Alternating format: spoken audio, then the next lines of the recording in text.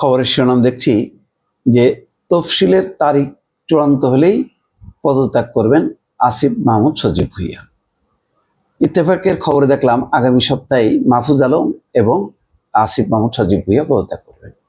কখন পদত্যাগ করবেন না করবেন এটা মনে হচ্ছে ওনাদের ইচ্ছার ব্যাপার, সরকারের কোনো পলিসি নেই।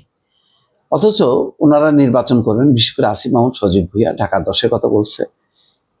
কোন দল থেকে করবে এখনো চূড়ান্ত না, কিন্তু সেটা বড় কথা না। নির্বাচন যখন করবে তখন তফসিলের ঘোষণার সাথে কি সম্পর্ক? মানে আমি তফসিল যদি পিছায় যায় আমিও থাকবো, এটা ঠিক কিনা? অন্তর্বর্তী সরকারকে মানুষ দেখে একটা নিরপেক্ষ সরকার, কেয়ারটেকার সরকারের মতো, তত্ত্বাবধায়ক সরকারের মতো। ওই আদলে যদি না আসে তাহলে তার অধীনে নির্বাচন তো বিতর্ক হবে। ইতিমধ্যে কিন্তু নানা রকম বিতর্ক তো হচ্ছেই। যেমন 3 জনের লিস্ট দেবে নাকি জামাত, তারা হলো বিএনপির। তো এনসিপিও মনে করে যেখানে জামাত বিএনপির উপদেষ্টা আছে, বিএনপির যারা তারাও মনে করে আছে। অলরেডি কিন্তু একটা মানে ডাইল পাকানো শুরু হয়েছে, কিন্তু খিচুড়ি হচ্ছে আর কি। তো খিচুড়ি মার্কা একটা সরকার, সে কি ভালো নির্বাচন করতে পারে? কোনো কন্ট্রোলই নেই, কারোর উপরে কন্ট্রোল। আসিফ মাহমুদ সজীব ভুঁইয়া ইচ্ছা যে তফসিল ঘোষণা পর, তো কেন? সরকার নিজের একটা পলিসি থাকতে হবে যে ভাই আমরা এখন অলরেডি ঢুকে গেছি। দেখেন হিসাব অনুযায়ী যে আপনার আজকে মাসে কয় তারিখ? আজকে হচ্ছে 28 তারিখ নভেম্বরের। তো 1 সপ্তাহ, তার মানে ধরেন ডিসেম্বরের প্রথম সপ্তাহ 7 দিন।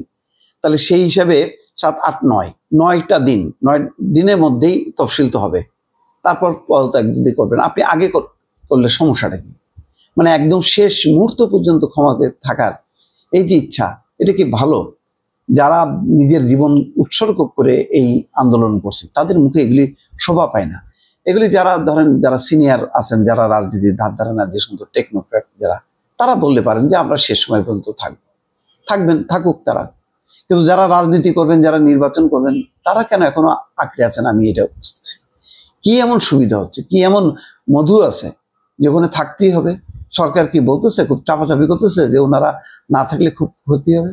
নির্বাচনকালীন সরকারের পরিধিও তো অনেক কম হয়। এত বিতর্ক, এত আলোচনার পরেও কেন মানে সরকারের কোনো হুঁশ হচ্ছে না? যারা এই সমস্ত কথাবার্তাগুলি বলতেছে ফ্রি স্টাইলে, তারা নিজেরাও কেন বুঝতেছে না যে পরিস্থিতি কিন্তু ভালো না, মানুষ এটা ভালোভাবে দেখছে না, এটা সমালোচনা করছে। রাজনীতি করলে রাজনীতি করা উচিত, আর সেখানে এই সরকারকে জড়ানো উচিত না। এই সরকার নানাভাবে নানা বিতর্কে ইতিমধ্যে জড়াই গেছে এবং তার সামনে কঠিন চ্যালেঞ্জ। নির্বাচন হবে কি হবে না বোঝা যাচ্ছে না।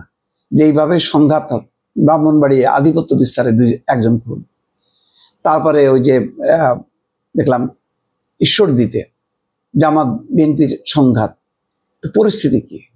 আইন শৃঙ্খলা পরিস্থিতি ভালো না। তার মধ্যে এখনো মানুষের মধ্যে অনিশ্চয়তা যে মানে নির্বাচন হবে কি হবে না। এসবের মধ্য দিয়ে যদি সরকারের মধ্যে দায়িত্বহীন আচরণ দেখে মানুষ, তাহলে কিন্তু আরো হতাশ হয়ে যায়।